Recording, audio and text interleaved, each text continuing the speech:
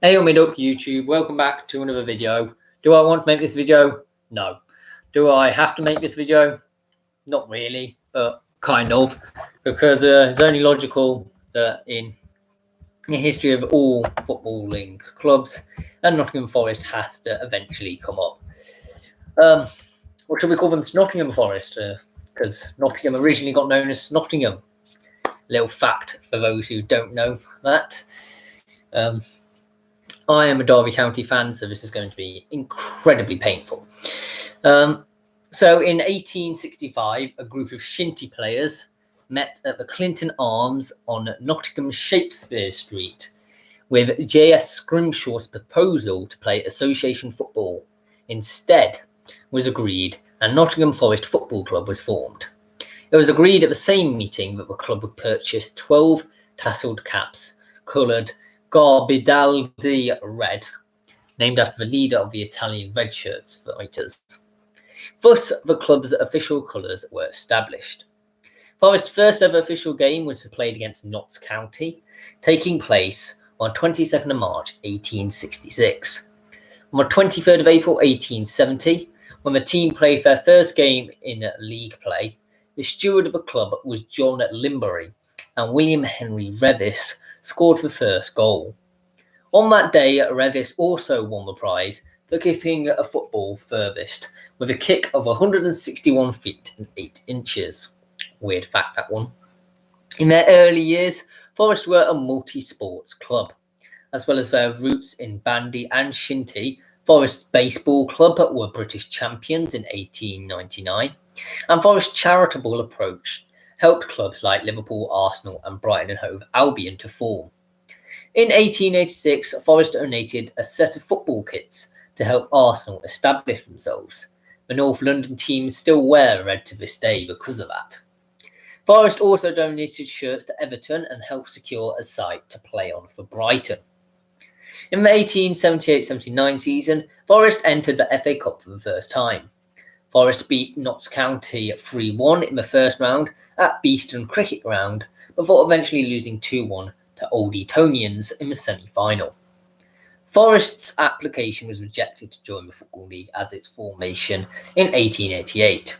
Forest instead joined the Football Alliance in 1889. They won the competition in 1892 before then entering the Football League. That season, they reached and lost in an FA Cup semi-final for the fourth time to date. This time, it was to West Bromwich Albion after a replay. Forest's first FA Cup semi-final win was at the fifth attempt, the 1897-98 FA Cup 2-0 replay win against Southampton. The first game was drawn at 1-1.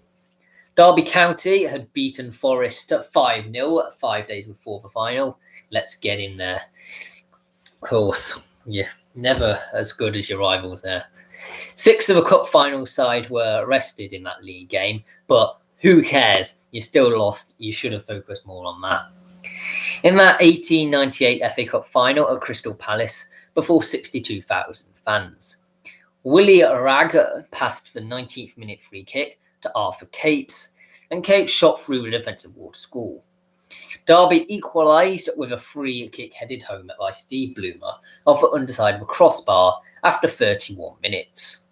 In the 42nd minute, Jack Fryer was unable to hold a Charlie Richards shot, giving Capes a tap-in for his second goal. Ragg's injury meant Forest had to change their lineup, with Capes dropping back in midfield. In the 86th minute, John Boag headed away a corner by Forest, but John McPherson moved in to collect a low shooting into the goal to win 3-1. Disappointing that. Forest lost the FA Cup semi-finals though, yay, in the 1900 and 1902. They finished 4th in the 1901 Football League, followed with a 5th place the season after. The club then started to slide down the table. Forest were relegated for the first time in 1905-06. Grenville Morris had his first of the 5 seasons as the club's highest scorer, en route to becoming the all-time club's highest goal scorer, with 213 goals. Promotion into champions was immediate in 1906-07, and they were relegated a second time to the second division in 1911, and had to seek re-election, that's how bad they were, in 1914 after finishing bottom of that tier. As World War I approached, they were in serious financial trouble. The outbreak of the Great War, along with the benevolence of the committee members, mitigated the club going under. In 1919, the Football League First Division was to be expanded from 20 clubs to 22, in time for the 1919-20 Football League. Forest were one of 8 clubs to campaign for entry, but received only 3 votes, with Arsenal and Chelsea gained the 2 additional top-tier votes, like the top-tier slots. In the turnaround from the first 6 seasons, struggling back in the second division, Forest were promoted as champions in 1921-22. They survived each of the first 2 seasons back in the top flight by 1 position. In the third season after promotion, they were relegated as the division's bottom club in 1924-25. They remained in the second tier until relegation in 1949 to the Football League Third Division. They've clearly always been the left half of the Midlands, of the East Midlands. They were quickly promoted back, though, 2 years later, but they still were down there. Later as champions, having scored a record 110 goals in a 1950-51 season. They eventually, took your time, regained First Division status in 1957. Johnny Quidgley's solitary 1958-59 FA Cup semi-final goal beat Aston Villa. Billy Walker's Forest beat Luton Town 2-1 in the 1959 FA Cup final. Like in 1898, Forest had lost heavily to their opponents only a week earlier in the league. Stuart Imlach crossed for the 10th minute opener by Roy Dwight. He is actually the cousin of Reg Dwight, who is better known as Elton John. Tommy Wilson had Forest 2-0 up after 14 minutes. The game had an unusually large number of stoppages due to injury, particularly to Forest players. This was put down to the lush nature of the Wembley turf. The most notable of these stoppages was Dwight breaking his leg in a 33rd minute tackle with Brendan McNally. Forest had been on top until that point. Luton, though, gradually took control of the match, with Dave Pacey scoring midway through the second half. Forest reduced to 9 fit men with 10 minutes remaining when Bill Ware, crippled with cramp, became little more than a spectator. Despite late Alan Brown and Billy Bingham chances, Chick Thompson conceded no further goals for Forest to beat the Wembley 1950s hoodoo, where one team was hampered by losing a player through injury. That's what it was known as. Club record appearance holder Bobby McKinley played in the final winning team, captained by Jack Burkett. By this time, Forest had replaced Notts County as probably the biggest club in Nottingham, allegedly. Johnny Carey assembled a team, including Joe Baker and Ian Story Moore, that for a long spell went largely unchanged in challenging for the 1966-67 Football League title. They beat rivals at Manchester United 4-1 at the City Ground on the 1st of October. The 3-0 win against Aston Villa on the 15th of April had Forest second in the table, a point behind United. Injuries eventually took effect, meaning Forest had to settle for being league runners-up and losing in the FA Cup semi-final to Dave Mackay's Tottenham Hotspur. The 1966-67 season success seemed an opportunity to build upon, with crowds of 40,000 virtually guaranteed at the time. Instead of a mixture of a club of poor football management, the unique committee structure and proud amateurism meant decline after the 66-67 peak. Forest were relegated from the top flight in 1972, just as Derby were doing very well as well, winning the league. Matt Gillies in October 1972 left as manager, following by the short managerial reigns of Dave Mackay and Alan Brown. A 2-0 Boxing Day home defeat by Notts County prompted the committee, as Forest had no board of directors then, to sack Brown. Brian Clough became the manager, stealing from Derby of Nottingham Forest on the 6th of January 1975, 12 weeks after the end of his 44-day tenure as manager of Leeds United. Clough brought Jimmy Gordon to be his club trainer, as Gordon had been with him at Derby County and Leeds United, again stealing. Scottish centre-forward Neil Martin scored the only goal, beating Tottenham Hotspur in Clough's FA Cup third-round replay in his first game in charge. Ian Bowyer was already at Forest and had won domestic and European trophies for Manchester City. Clough signed Scotch duo John McGovern and John O'Hare, stealing again, in February, who were both part of Clough's Derby County for the 1971-72 Football League title win. See, you won't be anywhere without Derby County. You're a nobody team. He signed Colin Barrett in March, initially on loan, and then Clough brought John Robertson and Martin O'Neill back into the fold after they'd requested transfers under Brown. Viv Anderson had previously debuted for the first team and became a regular under Clough. The young Tony Woodcock was at Forest, but was then unrated by Clough and was to be loaned to Lincoln City. Forest were 13th in English football in second tier when Clough joined. They finished that season 16th, and Forest signed Frank Clark in July of that closed season on a free transfer. The season after Forest finished 8th in Clough's 1975-76 Football League was the first full season in charge. It was in this season that McGovern became the long-standing club captain, taking over from a game in which Bob Sammy Chapman and Liam O'Kane were both injured. Peter Taylor, also stealing, on the 16th of July 1976, rejoined Clough, becoming his assistant manager as he had been with the winning league at Derby County. Taylor included being the club's talent spotter in his role. After assessing the players, Taylor told Clough that was a feat by you to finish 8th in the second division because some of them were only third division players. Taylor berated John Robertson for allowing himself to become overweight and disillusioned. He got Robertson on a diet and a training regime that would help him become a European Cup winner.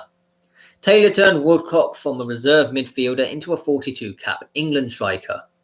In September 1976, he brought striker Peter Whiffy into Forest for £43,000, selling him to Newcastle United for £250,000 2 years later. Whiffy was replaced in the starting team by Gary Birtles, who Taylor had scouted playing for the non-league team at Long Leaton United.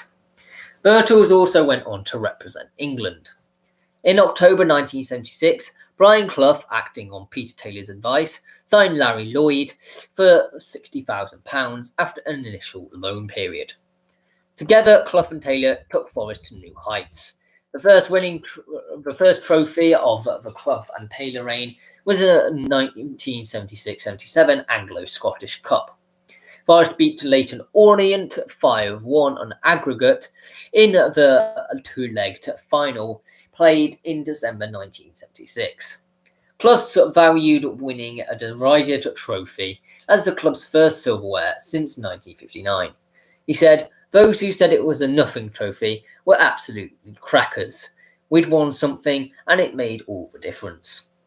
On the 7th of May 1977, John Moore's own goal meant Forest, in their last league game of that season, beat Millwall 1-0 at the City ground. This kept Forest in the third position spot in the league table and dependent on Bolton Wanderers dropping points in the 3 games in hand in the fight for a third place.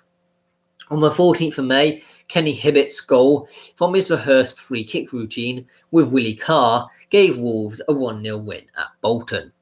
Bolton's defeat reached Forest team at mid-air en route to an end-of-season break in Mallorca. He seems to have a knack of that, Clough, doesn't he? Doing well when he's going on holiday. Forest's third-place promotion from the 1976-1977 Football League Second Division was the 5th lowest points tally of any promoted team in history, of 52. Pretty embarrassing. 2 points for a win in England until 1981, though. Taylor secretly followed Kenny Burns, concluding Burns' reputation as a hard drinker and gambler was exaggerated. Taylor sanctioned his £150,000 July signing. Burns became a Football Writers Association Footballer of the Year in 1977-78, after being moved from centre-forward to centre-back. Forest started their return to the top league campaign with a 3-1 win at Everton. 3 further wins in the league and cup followed without conceding a goal. Then came 5 early September goals, conceded in a losing 3-0 at Arsenal and beating Wolves 3-2 at home. Peter Shilton then signed for a record fee for a goalkeeper of £325,000. Taylor reasoned Shilton wins you matches. A 20-year-old John Middleton was the first-team goalkeeper pre-Shilton. Middleton later in the month went in a part exchange with £25,000 to Derby County, again stealing Archie Gemmill, transferring to Forest. Gemmill was another Scottish former 1972 Derby title winner. You see, you're nowhere. You're just stealing our players and then just reaping the success. Forest lost only 3 of their first 16 league matches, the last of which was at Leeds United on the 19th of November 1977. They only lost 1 further game all season. The 11th of March FA Cup 6th round defeat at West Bromwich Albion. Forest won the 1977-78 Football League 7 points ahead of runners-up Liverpool. Forest became one of the few teams, and the most recent to date, to win the First Division title the season after winning promotion from the Second Division. This made Clough the third of 4 managers to win the English League Championship with 2 different clubs. Forest conceded just 24 goals in 42 league games. They beat Liverpool 1-0 in the 1978 Football League Cup final, and the replay was, despite being cup-tied, Shilton, Gemmill and December signing David Needham were missing out. Chris Woods chalked up 2 clean sheets in the final, covering Shilton's League Cup absence. McGovern missed the replay through injury, meaning Burns lifted the trophy as deputising captain. Robertson's penalty was the only goal of the game. Forest started the 1978-79 season by beating Ipswich Town 5-0 for an FA Charity Shield record-winning margin. In the 1978-79 European Cup, they were drawn to play the trophy winners of the past 2 seasons, Liverpool. Home goals by Birtles and Barrett put Forest through 2-0 on aggregate. 26-year-old Barrett suffered a serious leg injury 10 days later against Middlesbrough. That ultimately ended his professional career 2 years later. On the 9th of December 1978, Liverpool ended Forest's 42-match unbeaten league run dating back to November of the year before. The unbeaten run was the equivalent of a whole season, surpassing the previous record of 35 games held by Burnley in the 1920-21 season. The record stood and still being surpassed by Arsenal in August 2004, a month before Clough's death. Arsenal played 49 league games without defeat that season. In February 1979, Taylor authorised the English game's first £1 million transfer signing of Trevor Francis from Birmingham City. In the European Cup semi-final first leg at home against 1.FC Cologne, Forest were 2 goals behind after 20 minutes, then scored 3 to edge ahead before Cologne equalised to start the German second leg ahead on the away goals rule. Ian Bowyer's goal in Germany put Forest through, with Gunter Netzer asked afterwards, "Who is this McGovern? I have never heard of him, yet he ran the game." Forest beat Malmo 1-0 in Munich's Olympiastadion in the 1979 European Cup final. Francis, on his European debut, scored with a back post header from a Robertson's cross. Forest then beat Southampton in the final 3-2 to retain the League Cup. Birtle scored twice, as did Woodcock once. Forest finished second in the 1978-79 Football League, 8 points behind Liverpool. Forest declined to play in the home and away 1979 Intercontinental Cup against Paraguay's Club Olimpia. Forest beat FC Barcelona 2-1 on aggregate in the 1979 European Super Cup in January and February 1980. Charlie George scoring the only goal in the home first leg, which I think he's stealing, isn't he? Did he think he played for Derby? Yeah. While Burns scored an equaliser in the return in Spain. In the 1979-80 Football League Cup, Forest reached a third successive final. A defensive mix-up between Needham and Shilton let Wolves' Andy Gray tap in to an empty net. Forest passed up numerous chances, losing 1-0. Serves you right. In the 1979-80 European Cup quarter-final, Forest won 3-1 at Dynamo Berlin to overturn a 1-0 home defeat. In the semi-final, they beat Ajax 2-1 in aggregate, and they beat Hamburg 1-0 in the 1980 European Cup final at Madrid's Santiago Bernabeu Stadium to retain the trophy. After 20 minutes, Robertson scored after exchanging passes with Birtles, and Forest then defended solidly. Forest finished 5th in the 1979-80 Football League. In the 1980-81 European Cup first round, Forest lost 2-0 on aggregate to 1-0 home defeats home and away by CSKA Sofia. McGovern subsequently said the double defeat by CSKA affected the team's self-confidence in that they had lost out to modestly talented opponents. What a thing to say, disrespecting opponents.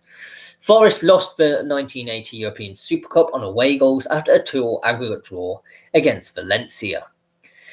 Lee Bowyer, Bowyer, scored both Forest goals in the home first leg. On the 11th of February 1981, Forest lost 1-0 in the 1980 Intercontinental Cup against Uruguayan side Club Nacional de Football.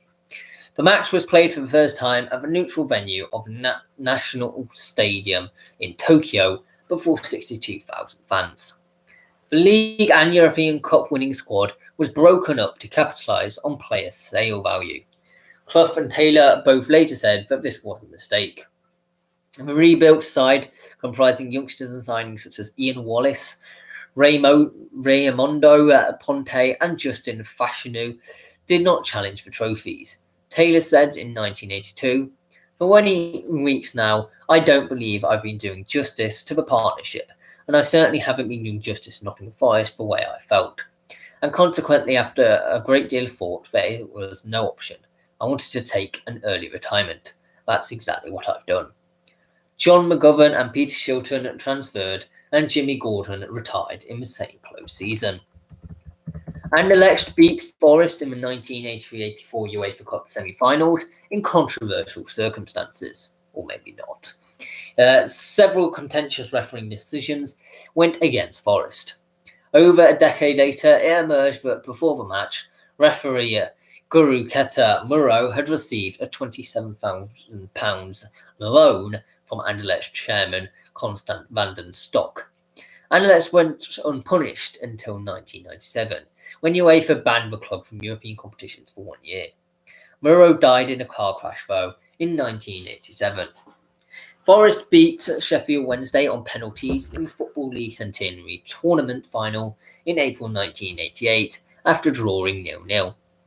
Forest finished in third in the league in 1988 and made the 1987-88 FA Cup semi-finals. Stuart Pearce won the first of his 5 successive selections for the PFA Team of the Year. On the 18th of January 1989, Clough joined the fray of a City Ground pitch invasion by hitting 2 of his own team's fans when on the pitch. The football authorities responded with a fine and a touchline ban for Clough. The match against QPR in the League Cup finished 5-2 to Forest. Forest beat Everton 4-3 after extra time in the 1989 Full Members Cup final, then came back to beat Luton Town, 3-1 in the 1989 Football League Cup final. This set Forest up for a unique treble of domestic cup wins, but tragedy struck a week later after the League Cup win. Forest and Liverpool met for a second season in a row in the FA Cup semi-finals. The Hillsborough disaster, though, claimed the lives of 96 Liverpool fans. The match was abandoned after 6 minutes when the emotional replay took place. Forest struggled as Liverpool won 3-1. Despite these trophy wins and the third place finish in the first division, Forest were unable to compete in the UEFA Cup, as English clubs were still banned from European competitions following the Heysel Stadium disaster. Des Walker won the first of his 4 successive selections for the PFA Team of the Year. Nigel Jemson scored as Forest beat Oldham Athletic 1-0 to retain the League Cup in 1990. English clubs were readmitted to Europe for the following season, but only in limited numbers, and Forest League Cup win again did not seem to qualify. The only UEFA Cup place that season went to league runners-up Aston Villa. Brian Clough reached his only FA Cup final in 1991 after countless replays and postponements in the 3rd, 4th and 5th rounds. Up against Tottenham Hotspur, Forest took the lead from a Pearce free kick, but Spurs equalised to take the game to extra time, ultimately winning 2-1 after an own goal by Walker. Roy Keane declared himself fit to play in the final and was selected in preference to Steve Hodge. Years later, Keane admitted he had not actually been fit to play, hence his insignificant role in the final. In the summer of 1991, Millwall's league top scorer Teddy Sheringham became Forest's record signing for a fee of £2.1 million. That season, Forest beat Southampton 3-2 after extra time in the full Members' Cup final, but lost the League Cup final 1-0 to Manchester United thanks to a Brian McClare goal.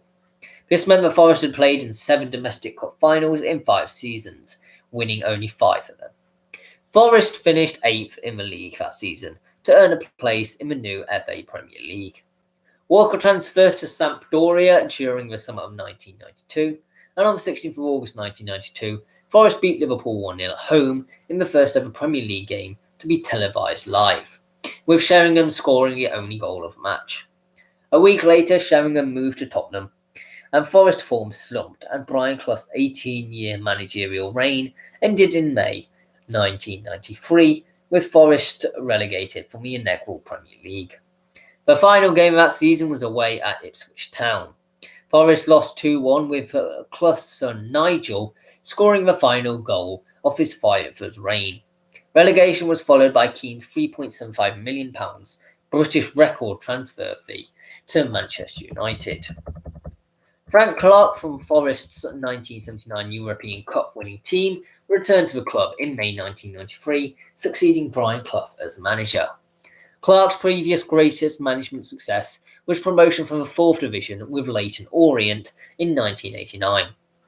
Clark convinced Stuart Pearce to remain at the club and also signed Stan Collymore, Lars Bohinen and Colin Cooper. Clark brought immediate return to the Premier League when the club finished as Division 1 runners-up at the end of the 1993-94 season. Forest finished 3rd in 1994-95 and qualified for the UEFA Cup, their first entry to the European competition in the post-Heysel era. Collymore then transferred in the 1995-96 close season to Liverpool for a national record fee of £8.5 million. Forest reached the 1995-96 UEFA Cup quarter-finals, the furthest an English team reached in the UEFA competition that season. They finished the 9th in the league that season. In the 1996-97 season, quickly became a relegation battle, with Clark leaving the club in December. 34-year-old captain Stuart Pearce was installed as player-manager on a temporary basis just before Christmas in 1906, and he inspired a brief upturn in the club's fortunes. However, in March 1997, he was replaced on a permanent basis by Dave Bassett and left the club that summer after 12 years. Forest were unable to avoid relegation, and finished the season in bottom place. They won promotion back to the Premier League at first attempt, being crowned Division 1 champions in 1997-98. Bassett was sacked in January 1999, with Ron Atkinson replacing him.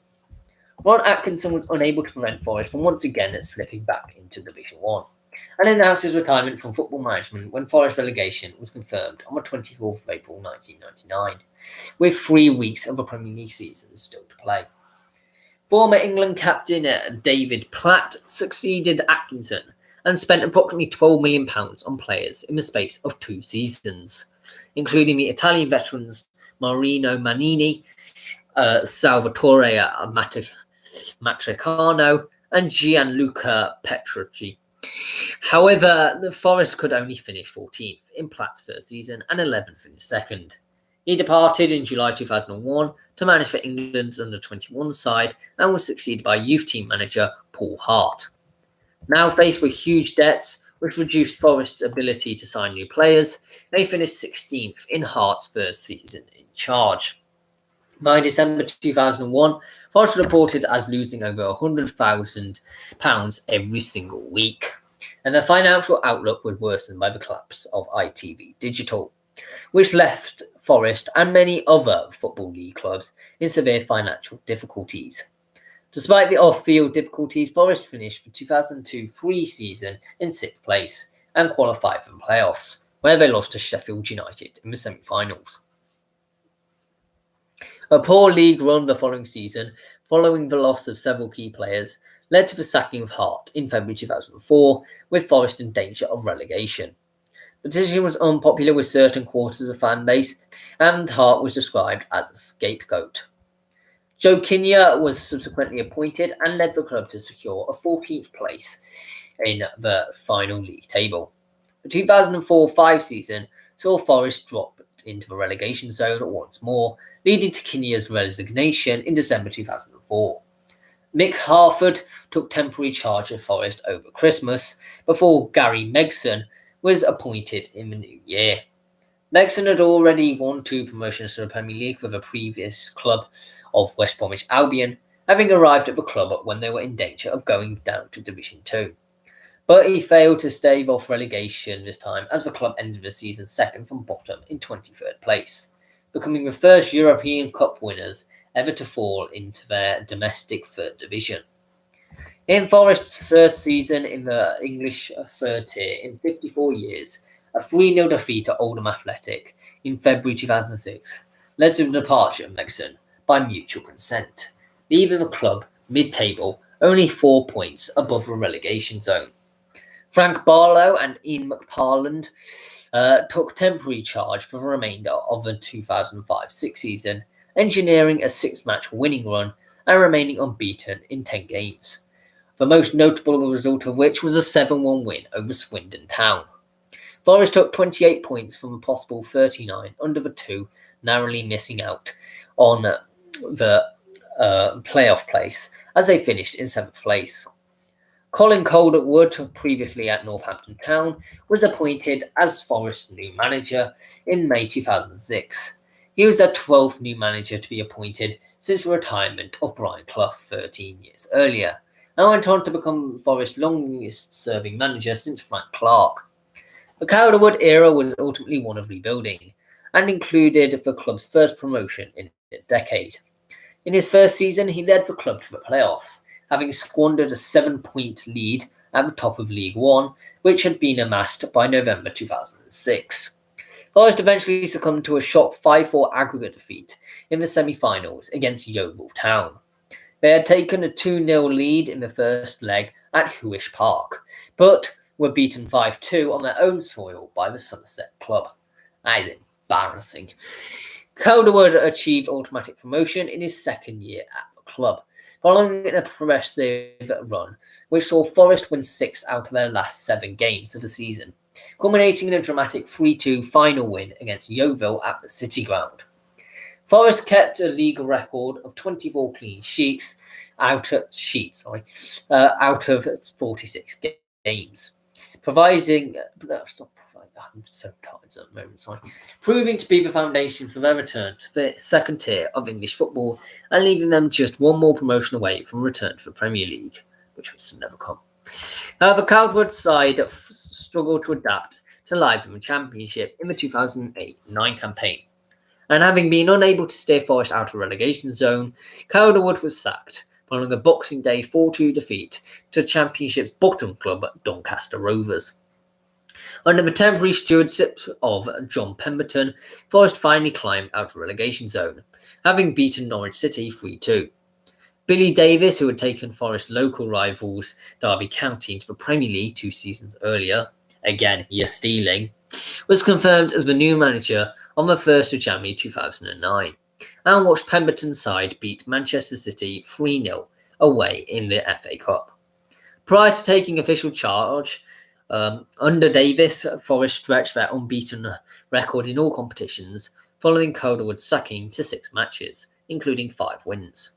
It also helped them avoid relegation, as they finished 19th in the Championship, securing survival with 1 game to go. Forest spent most of the 2009-10 campaign in a top 3 position, putting together an unbeaten run of 19 league games, winning 12 home league games in a row, and club record for successive home wins in a single season, going unbeaten away from home from the beginning of the season until the 30th of January 2010, a run spanning 13 games, whilst also claiming memorable home victories over local rivals Derby County and Leicester City. The club finished 3rd, missing out on an automatic promotion, and in a 2-legged playoff semi-final, they were beaten 2-1 by Blackpool. They were beaten by Blackpool 2-1 away, and 4-3 in the home leg. The club's first defeat on home since losing to the same opposition in September 2009. The 2010-11 season saw Forest finish in 6th place in the Championship table with 75 points, putting them into a playoff campaign for the 4th time in the space of 8 years. Promotion was yet again to elude Forest, as they were beaten over 2 legs by eventual playoff final winners Swansea City. Having drawn the first leg 0-0 at the City ground, they were eventually beaten 3-1 in the second leg. In June 2011, Billy Davies had his contract terminated and was replaced as manager by Steve McLaren, who signed a 3-year contract. Forest started the 2011-12 season with several poor results, and after a 5-1 defeat away to Burnley, David Pleat and Bill Beswick left the club's coaching setup. Less than a week later, following a home defeat to Birmingham City, McLaren resigned, and chairman Nigel Doherty announced that he intended to resign at the end of the season. In October 2011, Nottingham Forest underwent several changes. These changes included the appointment of Frank Clark as new chairman of the club, and also that of Steve Cotterill, replacing the recently departed Steve McLaren. Nigel Doherty, owner and previous chairman of the club, died on the 4th of February 2012, having been involved in the club since the late 1990s, with many estimating his total contribution as being in the region of £100 million. The Al-Hassawi family from Kuwait purchased the club and became the new owners in July 2012. The Al-Hassawi family told press that they had a long-term vision for the club based around a 3 to 5 year plan, and after interviewing several potential new managers, appointed Sean O'Driscoll, formerly the manager at Doncaster Rovers and Crawley Town, as the manager on the 19th of July 2012 after a second round of talks with the then Crawley man. He was known for playing an attractive brand of passing football, which had taken Doncaster Rovers into the league's second tier for the first time since the 1950s, and what football fans would consider the Forest way today. O'Driscoll had spent 5 months at the City ground as coach under Steve Cotterill in the 2011-12 season before taking over at Crawley. After taking over at Crawley, O'Driscoll never took charge of a single competitive game. By the 15th of December 2012, after the team's 0-0 draw away to Brighton, Forest sat 9th in the table with 33 points, just 3 points off the playoffs. But Al-Hassawi's 3 to 5 year plan had turned into a push for the playoffs in their first season as the owners. On the same weekend, the club announced that Omar Al-Hassawi had stepped down due to personal reasons, and Fawaz Al-Hassawi, the majority shareholder with 75%, had taken the position, with his brother Abdulaziz Al-Hassawi holding a 20% share, and his cousin Omar Al-Hassawi holding a 5% share. On Boxing Day 2012, manager Sean O'Driscoll was sacked following a 4-2 victory over Leeds United, with the club stating their intentions of a change ahead of a January transfer window and hopes of appointing a manager with Premiership experience. The man to replace O'Driscoll was Alex McLeish. The move was criticised by some members of the Forest fan base. Chief Executive Mark Arthur was also known as well as the scout Keith Burt and the club ambassador Frank Clark were all dismissed in January of 2013. On the 5th of February 2013, Forrest and Alex McLeish had parted company by mutual agreement, just 40 days after McLeish had took charge of the club. Forest supporters and pundits alike registered their concern for the state of the club, with journalist Pat Murphy describing the situation as a shambles. 2 days after McLeish's departure, the club reappointed Billy Davies as manager, having been sacked as the team's manager 20 months previously. His first match in charge was a draw, followed by a run of 10 undefeated games. In March 2014, the club terminated Davies's employment following an absolute deforestation day, a 5-0 defeat by Derby County. Serves you right, you Red Dogs. Neil Warnock turned down the job as Forest manager on the day that Davies was sacked, after initially rejecting the job in March 2014.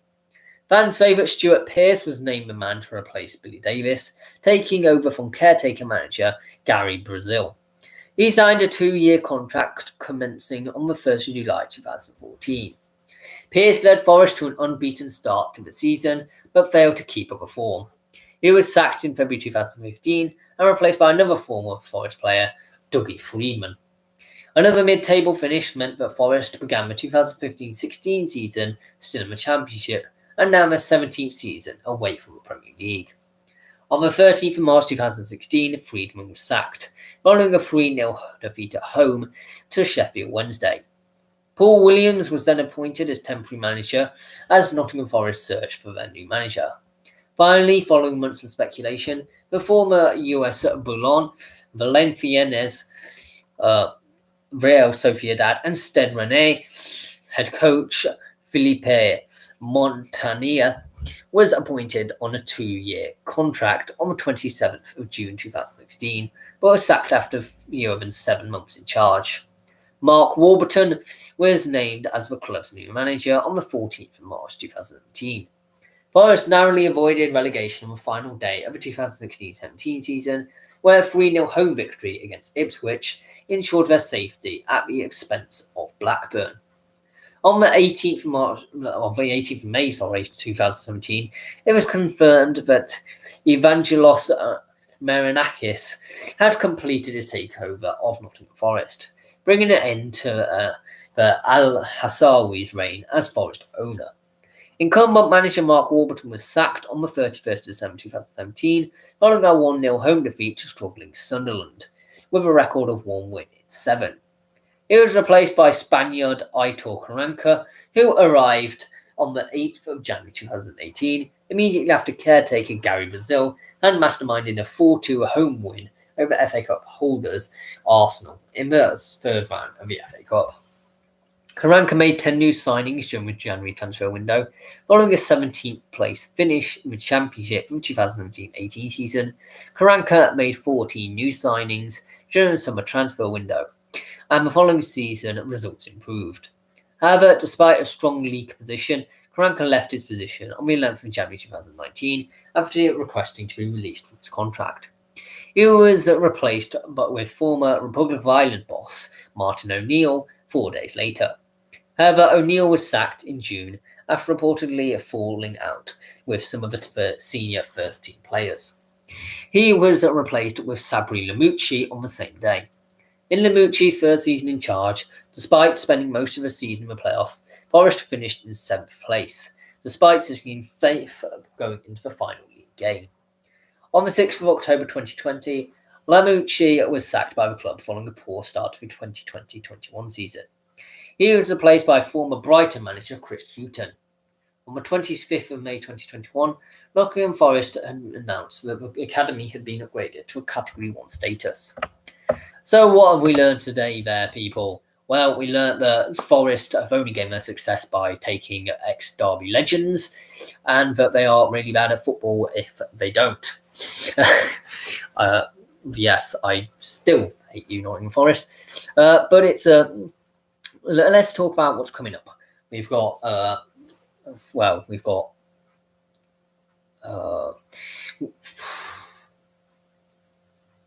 trying to think. Oh yeah, what's the best player not to be playing in the Euros in your Euro squad, and also a history of your club? I think it's gonna be Preston North End. But don't quote me on that. So please subscribe, and it's goodbye for now.